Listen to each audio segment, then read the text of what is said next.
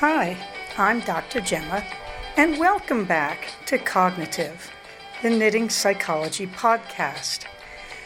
Cheerfully and somewhat irregularly in business since 2008.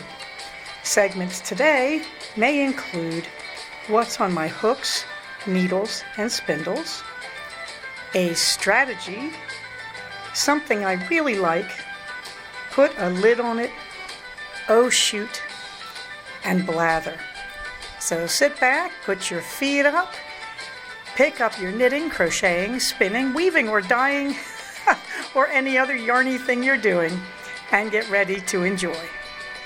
Well, hi, it's Dr. Gemma, and believe it or not, here we are at episode 149 of Cognitive. Your comments are very welcome. Please feel free to comment on the blog at cognitivepodcast.blogspot.com or to our group on Ravelry. I will not add you to any of my follower groups currently because I keep having all these robo accounts pestering me. So you can follow me if you'd like to right here on the blog or on Ravelry, and I'll be happy to hear your comments. In the warm thanks department, as always, everyone who is supporting CFR 2023 or CFR 23, I have been using the hashtag CFR23, and I would invite you to use it too on your social media. In the meantime, I want to point out, Kit, thank you. It's nice to know that you were listening, and I wanted to thank you for your really excellent explanation of how you can listen to a podcast to fall asleep and still love the podcast. And warm hugs to you. It was a great message. I appreciated it. Karen R.S. wants us all to know that Trader Joe's also sells reasonably priced greeting cards. That's true.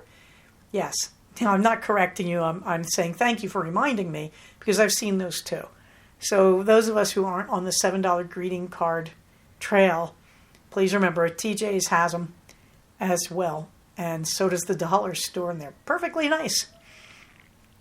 Oh, you knew I was going to talk about CFR 2023, but I don't have to say a lot. All the information is under that lovely link that says all info is right here, and you press on the word here, and you'll go to our info thread on Ravelry. You might have to join Ravelry to do that, but if you want to go to CFR 2023, you need the info. So you can go there. I think we're at 43 people, and that's very nice. Our vendors are confirmed. I think I said last week that Tina's Soaps is bringing candles. Did she tell me that? Or was I in the twilight zone? Who really knows? Only Tina. Okay, meanwhile, please get in there. If you're going to order any of the beautiful stuff from Dizzy Blonde and Good Stuff, please go to that link in the information thread, and I give you a link directly to it in the show notes. What is going on is Brenda Castile, who is Good Stuff, is kind of being the storefront for Dizzy Blonde Studios colorway, Sea Glass, and also for a beautiful bag, for a project bag, and also for her shawl pattern. Okay, Brenda, if we're going to knit your shawl, we need your pattern. I'm just saying. I know she's almost done it, or I wouldn't dare tease her. Brenda's a wonderful designer, and I've made several of her cows and shawls before, so I'm really kind of frothing at the bit to get the latest one.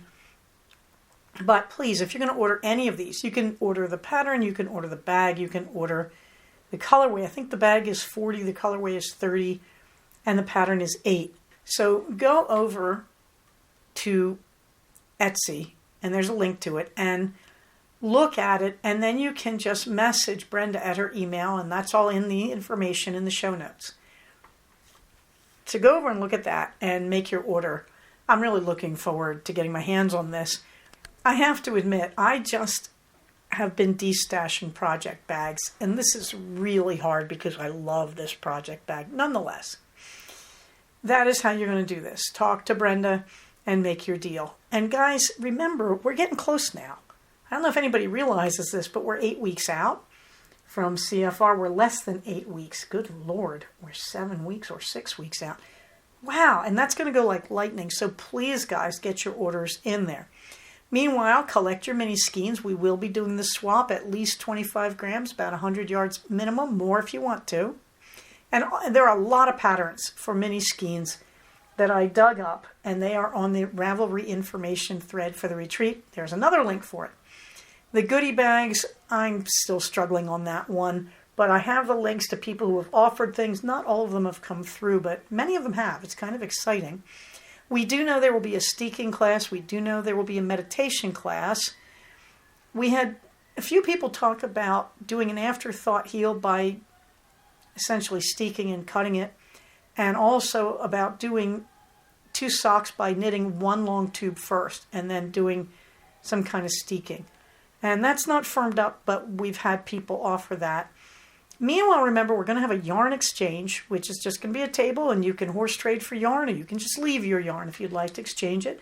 We do have someone coming who's going to take it home, any spares, to go to a kids' knitting group. So that's all good. And please remember, raffle tickets, the raffle. We have some lovely things for the raffle. I'm looking at a bin full of them right now. But also, we will be raffling at least one door prize from every vendor. That's their cost of admission to be a vendor. They have to bring us something worth about $35 for us to raffle off before we start. The typical schedule, it's going to be 9 a.m. We're going to be out by the pool, which means we'll be right next to that room unless it's too cold. And we're going to let the vendor set up in the room before we go in there. That's what I'm really saying. So we may be in the lobby. We may be by the pool. Further update when we see the weather when we get there. But we'll have a meeting. We'll sort of go around, introduce ourselves. We'll do the raffles. And then you're free to go off and do the vending. My guess is that's 9 to 10. At 10, we're going to have the steeking class. Either by the pool, it could be up in Jasmine's room, it could be in the lobby. We're going to see what the space is like when we get there and how many people are interested. Usually people all go along for the class, so that should be nice. After steeking, I think we're probably going to meditate and then go to lunch. And then after lunch, I think we will be doing the offered skills tutoring groups that may include the afterthought heel or how to set up your little computer printed wheel or whatever. Okay, so yes, I am starting to realize I have to firm that up, but that's what I'm thinking in my head. Meanwhile, I'd like you to know, Friday night, I will be finished with my patients about 5:30, and I will be heading over, so I will get there 6 to 6:30, which means anybody who wants to go to dinner with me, I'm ready. So, please, usually people kind of hang out in the lobby and fuss over each other when we get there. It's a happy thing. So those of you who are coming Friday night, and I hope that's most of you, because that's just the way CFR normally has worked. We all get there early, and then we all just kind of meet and greet. And I'm hoping we will go to dinner, and then we will basically end up in the lobby, I would think, knitting or spinning or crocheting or whatever we do. And then Saturday morning we go into the schedule well rested after a fun night in which we did not stay up all night talking with our newfound friends and admiring each other's work. Oh no, we didn't. Har, har, har. What's on my hooks and needles? I haven't finished anything, but I broke down and got startitis. And I started a new pair of socks. This is in Laser Sheep yarn. The colorway is called BB8. It's in her sock. And as you can see, it's white stripes. And between them, there are bits of orange and black and gray. It's really turning out much more white than I thought, and I'm loving it. In that picture, I'm just finishing the 1x1 rib. I'm now about 2 inches down the leg of the sock. Very much enjoying it. I could not decide what to do with this yarn. And I only had 2 Laser Sheep skeins that I could find. One is a DK weight, which I cannot figure out where it is or what it looks like. So I had this one, and I really wanted to support the home team of vendors. So there we go, Laser Sheep. I started that one.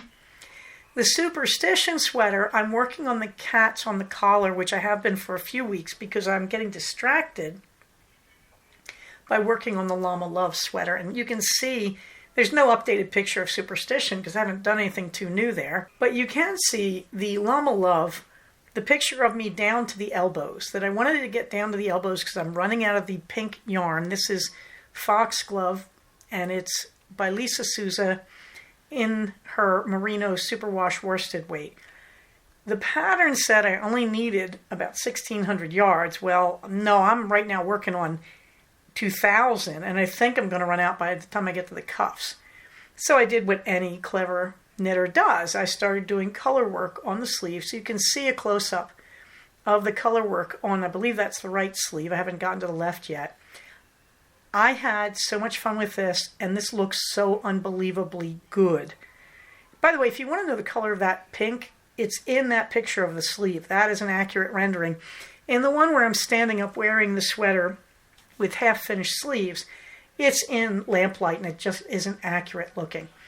And you can see these colors are just so beautiful and so clear and crisp.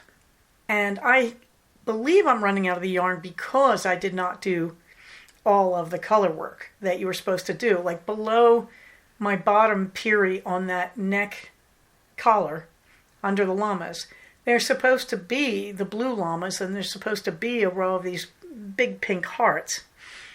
I don't know if that would have saved me from running out of yarn. I feel like it shouldn't have. I feel like this pattern is taking way more background yarn than it should. Nonetheless, I'm enjoying it. I do seem to be on gauge, so I'm a little mystified, but it's okay. And the answer is I'm doing color work down the sleeves. And so that's using up the other colors in a creative way. And, you know, I'm making it up as I go. I just decided to do the alternating rows of dots because that means every other row, half the row is a different color. And then the blue llamas, of course. And I was going to do the pink hearts. We'll see if I get that far or how this works out, because I'm going to go over to the other sleeve and catch up and then make decisions. And I'm looking at just doing the cuffs in the dark red. And I should have enough for that, I believe. And if I don't, it's nitpicks. It'll be easy enough to pick up. So this has been a lot of fun, but because I'm doing color work on the Llama Love, I'm not doing the color work on the collar of the Superstition sweater yet. And of course, I'm also not doing the Pennsylvania Dutch embroidery. But I'm having a lot of fun. Dizzy Blondes, nothing going on there. So let's go on to the strategy. This came up all over the place this week in therapy with my patients. Everybody came in blue. And I thought, what is going on here? And then I began to realize, well, it's the fall doldrums. We're not supposed to have the fall doldrums. This wasn't written into the schedule, but I mean, let's be fair. Look what it's coming after. You go into the summer, you get a 3-day holiday. For Memorial Day, you come out of the summer, you've got a 3-day holiday for Labor Day, and in the middle of the summer, you've got the July 4th thing going on. There's just a lot of stuff. When you get to fall, what happens? Well, I guess it's called fall for what your mood's going to do, because suddenly it starts getting darker and wetter and colder, and it's just harder. And meanwhile, school starts again, and we're not looking towards any kind of 3-day weekend until November. Yeah, it's not really that much fun right now. And so I think a lot of people go into fall doldrums. I think it's simply a natural response to the change in the daylight and the weather. Now, of course, I'm in Southern California, so right now it's in the 80s, and we're getting the occasional misty morning. It's kind of exciting, but I do think, as someone raised in the Philadelphia region, I'm feeling it, and I'm watching other people feel it. And of course, we did have a hurricane come through a few weeks ago, and apparently in New Jersey, they're doing that right now. But I think you have to be realistic that even in a place like this, we do get fall doldrums. Kids go back to school, house is more empty, everybody's tired on the weekends, kids are unhappy coming home with homework. It's kind of tough. And we don't acknowledge that. Instead, we do strange things, like put the Halloween decorations in the stores in August or September, or put the Thanksgiving decorations in, even weirder, or ultimate weird, the Christmas decorations. Now, of course, that's marketing. But at the same time, I think there's a fantasy that if we see the Christmas decorations, we'll feel better. We'll start thinking about our Christmas break and all that sort of thing. So essentially, I do think you have to be real. Also, by the way, anybody with seasonal affective disorder, raise your hand, right? You have to be real that it's getting dark and it's getting colder, unless you're living where I am, but it's getting cooler. And you're beginning to realize that it's going to be kind of hard. And we're going into the darker and colder and more miserable times of the year, Christmas holidays notwithstanding, or whatever holiday you celebrate for the return of the light. Okay, so that's what we're up against. And so what do you do about that? One of the best solutions I know of is what I call the microbreak. That sometimes you just have to get away from the familiar. And you can do micro breaks in thousands of ways. Hey guys, let's go to Disneyland. Well, I happen to live 2 hours by train away from Disneyland, so I can do that for a micro break. Get on the train, walk around downtown Disney, get back on the train and come home. But what am I really doing? I'm just doing a total change of scene. So I learned this trick back in the day when I lived in Scotland and I had a rail pass, and my weeks were very hard. And on weekends, I would just get on a train and go somewhere. And of course, I was in Great Britain. 6 hours to London. And in between were things like the medieval city of York and so on. But that's where I learned that sometimes when things get tough, you have to take a micro break. So you don't spend a lot of money, but you just get a change of scene.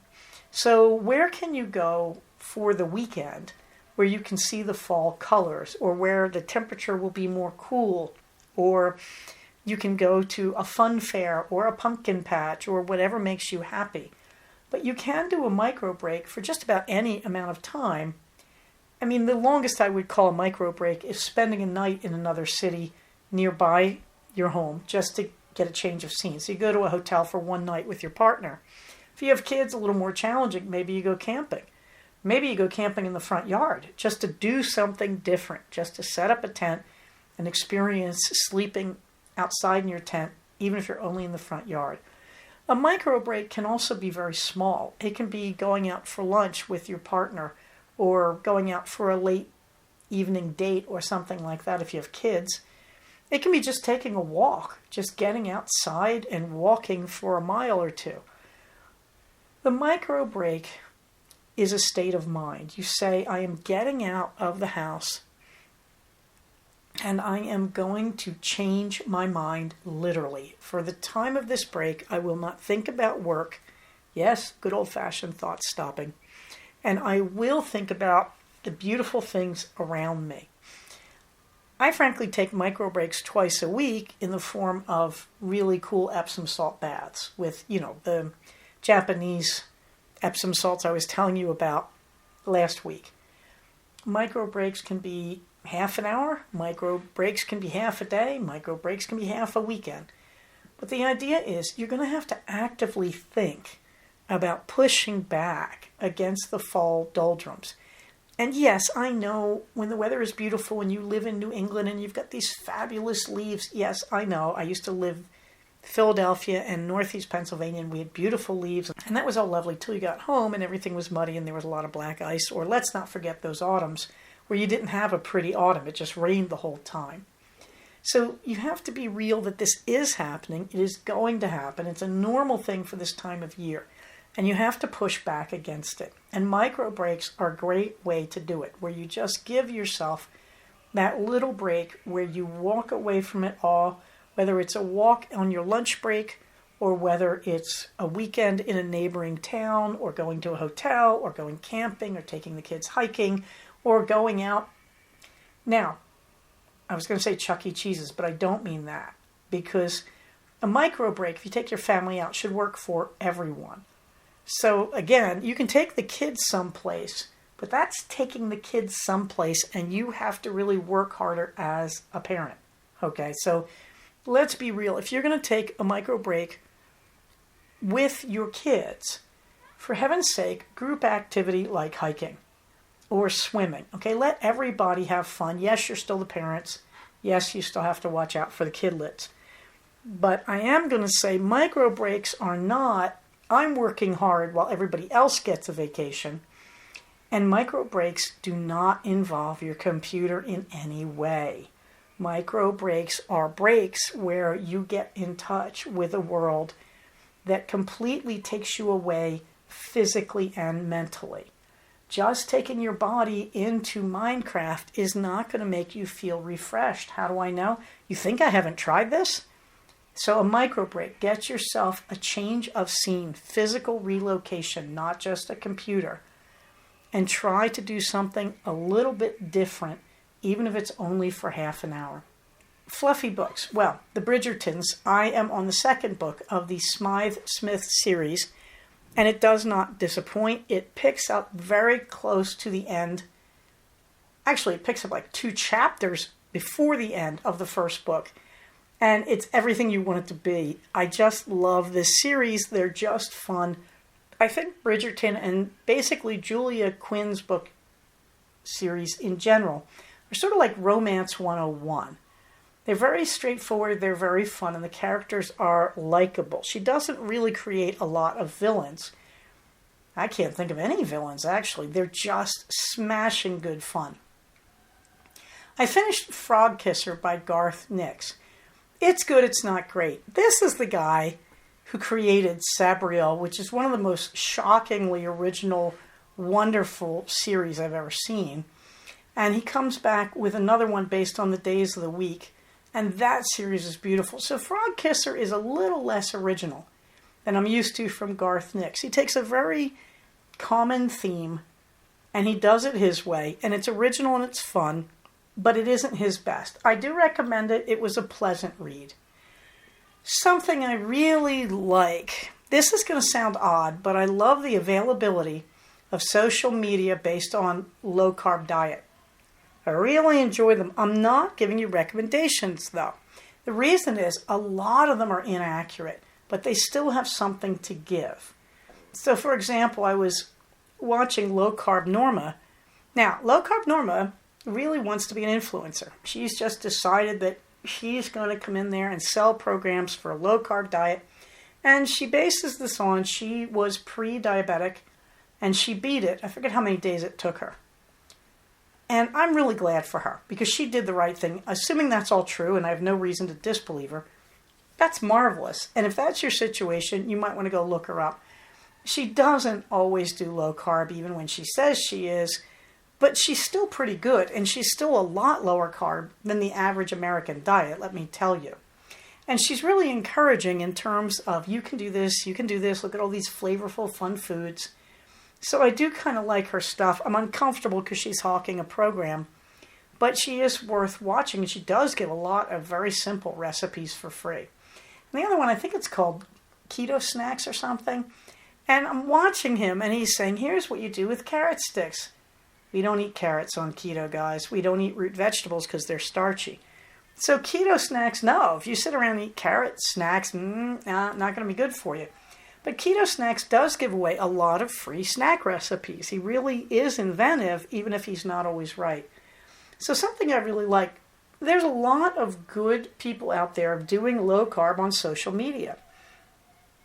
But buyer beware, you have to know the diet that you want to follow. Because you may be low carb without being keto. Keto is very low carb. So, you have to know what you're trying to get. And you can't just blithely trust that these people actually know what they're doing. Or even if they do, you can't trust that they're always following what they know. But that doesn't make them terrible. It just means you have to pick and choose. And you have to know your diet. And you have to know your goals. Put a lid on it. Well, I went back to the tea tastings. I have my autumn sampler. And this week I have a yes and a maybe not so yes. The yes is Aloha Blend Black. This stuff is fantastic. Not accidentally, it has bergamot oil.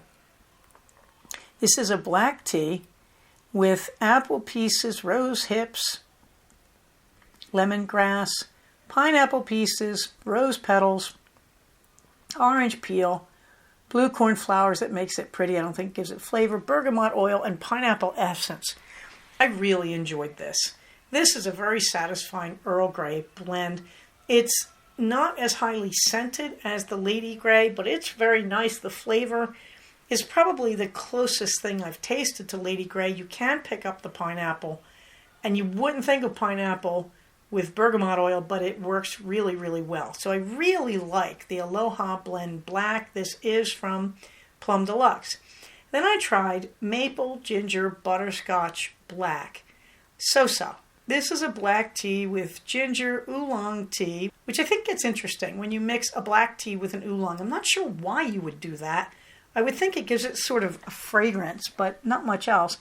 Cinnamon, cardamom, apple, safflower, and then a maple butterscotch essence. Now, last week I was talking about a maple tea and calling it a pecan tea because sometimes I'm an idiot. But I have an overriding theme here. I don't really like the maple flavoring. If you do, you'll like this stuff. That when I say I don't like a tea, it is usually because it's got maple and or pecan or some other nut in it. That just doesn't work for me. However, they continue to make these teas, which leads me to believe you reasonable people do like them. So be warned, maple, ginger, butterscotch, black. I felt like they were going a long way for this one. It was okay. It was pleasant. It wasn't terrible, but I don't think I'm going to buy it again. I'm glad I tasted it. But I will tell you, the real winner here was the Aloha Blend Black. These are both from Plum Deluxe, and I massively enjoyed them. By the way, at CFR, there is a door prize that has some of the Plum Deluxe tea samplers in it, because I thought there should be. On to the blather. Nothing going on the pup date. Queenie still needs her shots. So you know what that means? That's right, I got my shots. I had a COVID shot today after getting a flu shot 2 weeks ago. I'm still trying to get an RSV shot. I really don't want to come to CFR 23 and infect anybody, okay? So there I am, taking one for Queenie because I haven't gotten her to the vet, but by golly, I got me to the CVS. The difference between me and my collie, apart from age, is that I can go to get my shots on the weekend, but she really can't. No particular watercolors this week. On the Hub State, we were working together on Project G, and I was very impressed. He was actually looking at stuff and saying, this is no good, we should get rid of it. I am still hacking up boxes, but I'm almost done. And I have to tell you, that part has been sensational because the goal was to focus on the boxes. Just get all those extra boxes out of there.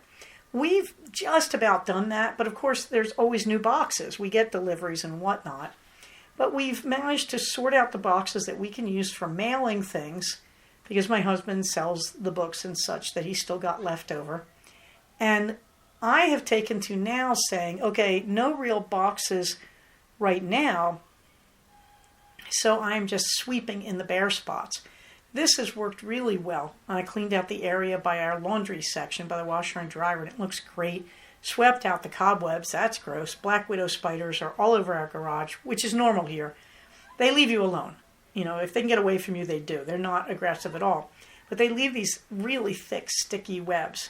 So getting those down has been just a touch gross. And the other thing is, you go into a box and you find spider legs without a body attached. I mean, it's just a little gruesome. But it's been nice because the garage is much cleaner and we've reached a moment where we can say, let's organize. Like what we're keeping, let's push it over to one side and clear some space. And that feels really, really good. Project T, I'm still working on my first journal when I went to Europe in small bits. No more nightmares. But it's interesting to watch. I'm learning a lot about my younger self. What scares me is how she's so much like me right now. And she's also not as crabby as I've always thought of her as being. That she's actually trying to be really nice, at least in the journal. So that's nice. So I just every day will read a few pages into my Word program and then edit as I go. And so it is slow going because I do have to do some serious editing. The dictation program, I'm using Dragon, naturally speaking, on my Windows computer because I want to be able to type it comfortably, which I can't on my various Apple tablets. I don't have a Mac desktop. I've just got Apple tablets, so I'm much happier working on the PC desktop. Nothing against Apple, it's just not the way I want to do it. So I've been doing a little bit at a time. Project Cookbook, I'm staggering on that. I often forget to do it. So I'm trying to put index cards on my desk so I remember. But I am usually getting about one recipe a day transcribed and put into my son's recipe box, which he's not even aware of and not using. But I just want that recipe box. I just keep thinking somewhere down the road, he's going to want those recipes to look at. However, the Green Fingers report, we are having a great time. Many things happened. First, remember I had all those plants I wanted to plant, the dianthus, the sage, and the lavender. Well, my husband took a pickaxe and a shovel out, and he made a trench for the lavender. So that was nice. So I said, okay, I could do that because he really got preoccupied with my son's schedule this week. So I did learn to use a pickaxe to dig a trench for my plants. And so now the sage and the dianthus, as well as the lavender, have been planted. They're okay. They're not doing badly. They're not doing well. They're just hanging in. We started to get some high winds, and the dianthus started leaning to the east because the winds were coming out of the west. So we'll see how that's all going to work. I feel like my poor plants, I don't do a lot to protect them or to help them. I have been mulching them with, are you ready for this? Tea leaves, because I drink so much tea. Makes a good mulch, apparently. And so I've just been adding that. But I do need to go and sort of get more dirt around them and just lay down some cardboard, cover it with dirt for some nice mulching and composting. And I really just want to help them stay braced against the wind.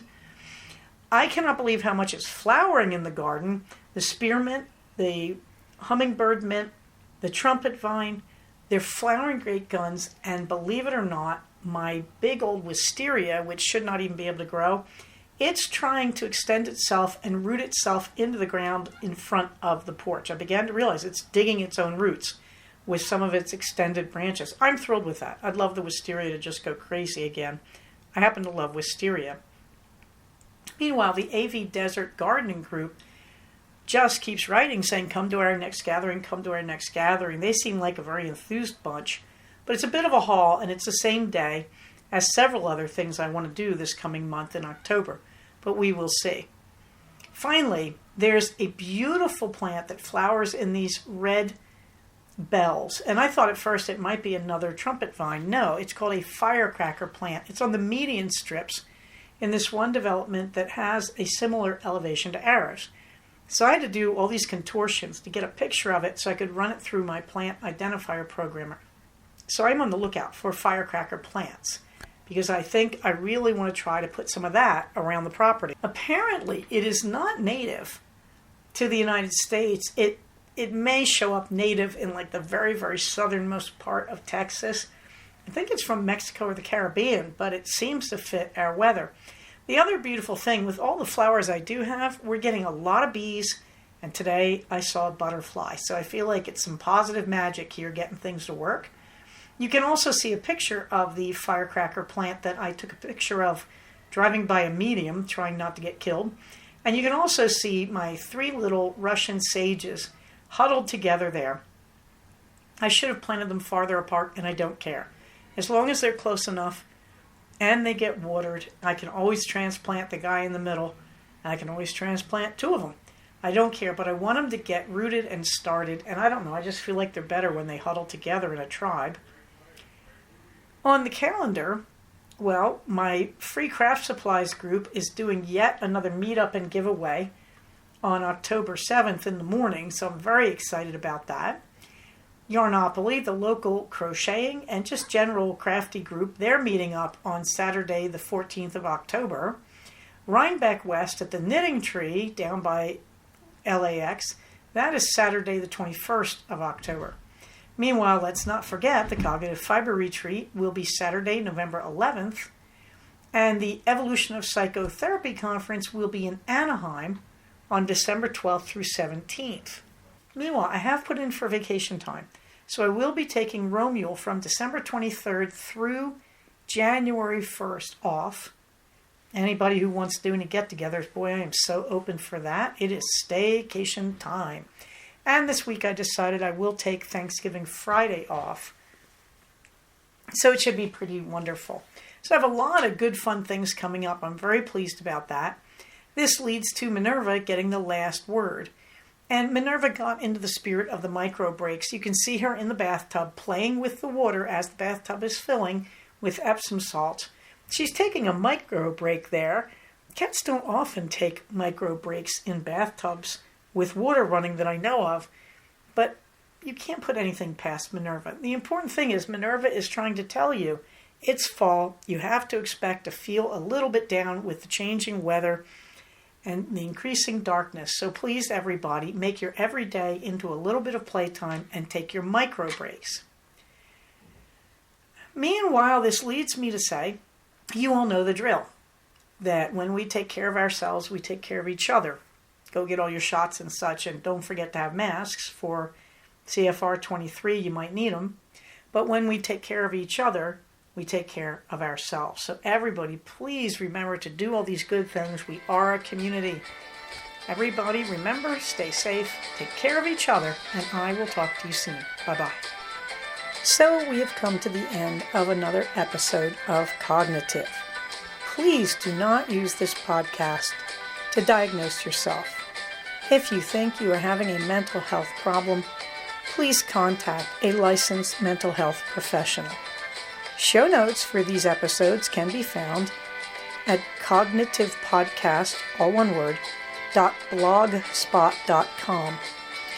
Episodes can be found at iTunes under the name Cognitive Podcast, but also can be found posted next to the show notes on the Blogspot page. Thank you so much for listening. Everybody, stay safe, take care of each other, and I'll talk to you soon. Bye-bye.